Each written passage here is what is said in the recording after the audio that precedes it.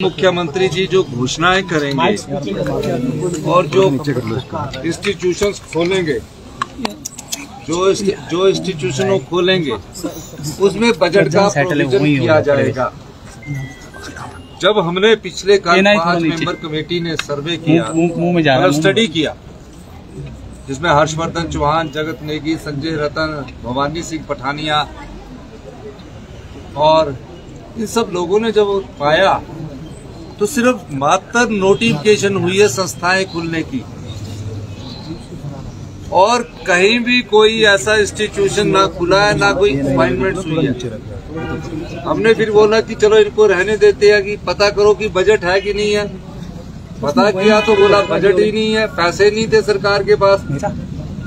तो हमने पूछा कि ये खोले क्यों किए, तो उन्होंने कहा कि अभी विधानसभा चुनाव है, जितनी विधानसभा चुनावों में घोषणाएं करनी है ये अधिकारी कह रहे हैं।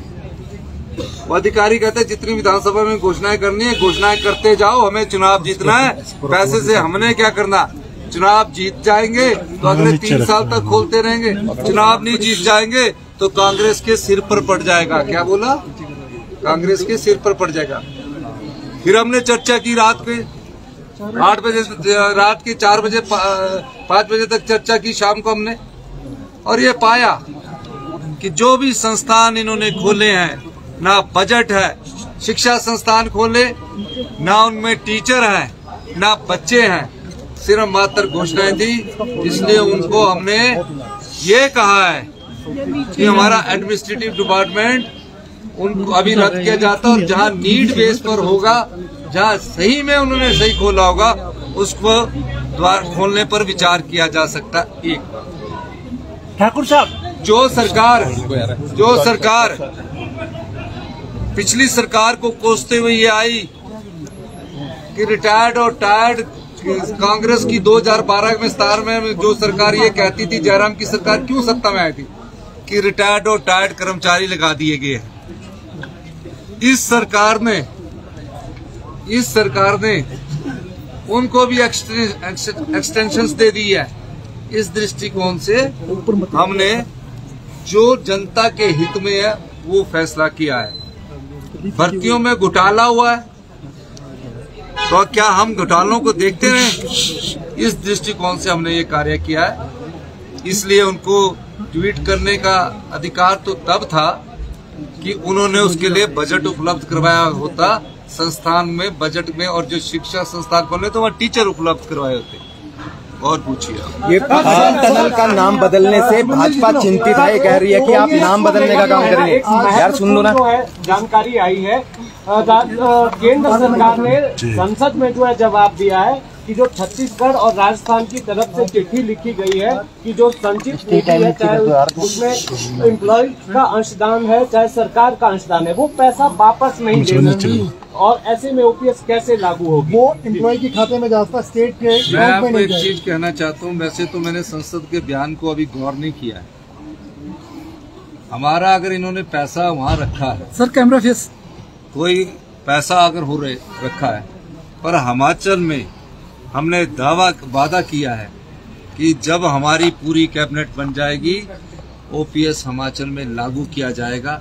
इस दृष्टिकोण से आप निश्चित रहिए, जितने हथकंडे अपना लीजिए। हिमाचल के सरकारी कर्मचारी, अधिकारी जिन्होंने हिमाचल के विकास की गाथा लिखी है, आज हम जहाँ भी पहुंचे हैं, ये सरकारी कर्मचारी, अधिकारी, चाहे पत्रकार बंधु हैं, चाहे शिक्षा संस्थान खोलने थे, सड़कें बननी थी, हॉस्पिटल बनने थे, ये सब इन सरकारी कर्मचारी, अधिकारी और जो पार्टी किसी भी सरकार का नेतृत्व रहा उनकी देन है।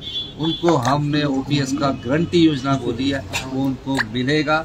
जल्दी ही हमारा कैबिनेट का जब गठन होगा, ये ओपीएस, उस कैबिनेट की पहली बैठक में ओपीएस को लागू कर दिया जाएगा। नीचे रखो, नीचे यात्रा में जाने का कार्यक्रम है। परमार जी नीचे रखो यार थोड़ा। क्या कार्यक्रम है और कैसे होगा? 16 तारीख को राहुल गांधी जी की भारत जोड़ो यात्रा का 100वां दिन है।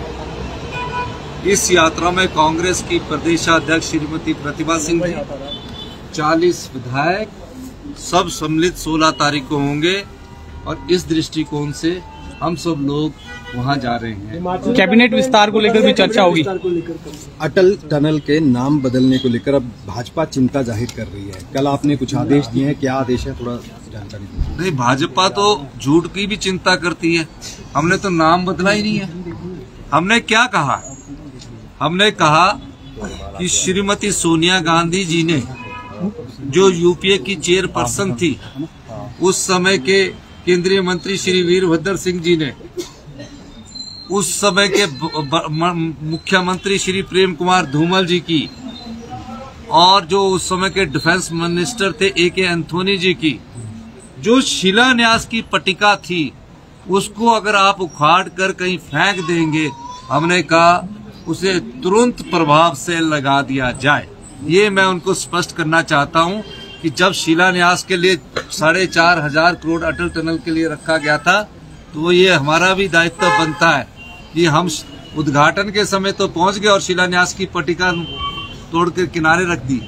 तो ये अच्छी परंपरा नहीं है। इस परंपरा को हमने कहा कि जहां जिनका शिलान्यास हुआ है वहां उनकी पट्टिका लगा दी जाएगी। और भारतीय जनता पार्टी के भी जो शिलान्यास कहीं हुए हैं, मैं उनको भी कहना चाहता हूँ, हम ऐसी परंपराओं में नहीं पहुंचते जहां यूपीए की चेयरपर्सन श्रीमती सोनिया गांधी की डर के हमारे पट्टिका लग रख दी है। हम आपकी जो शिलान्यास की पट्टिका है जहां लगी होगी, वहां बजट का प्रावधान क्या होगा वो भी हम नहीं बदलेंगे।